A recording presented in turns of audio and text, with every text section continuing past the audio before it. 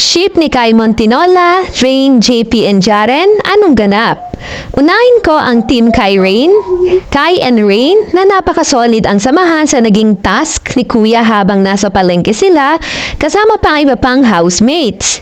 Pinagkaguluhan din sila sa venue. Tulad na lang po nakikita nyo sa screen. Magkasama din ang dalawa sa Cebu ng January 18 at napaka-supportive naman ni PBB Mark at PBB Dylan na nakapag-repost na agad ng photo ng dalawa. Next po natin ang JP Kai or si JP at si Kai. Pareha silang Team Eri kaya kamakailan ay may photo silang nag-lunch. Kasama po nila dyan ay si Gorgeous Jazz.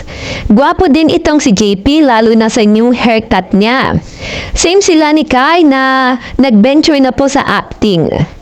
Nahatsit din itong binata sa PBB episode at natanong ang estado ng puso nito na sinagot naman niya masaya naman.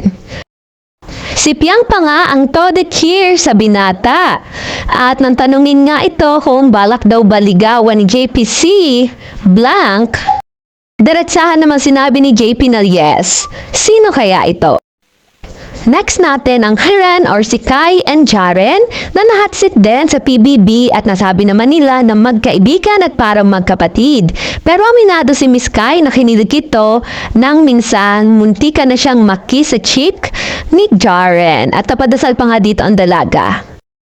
Nagbigay din sila ng sample ng kinanta nila noon as leads sa musical.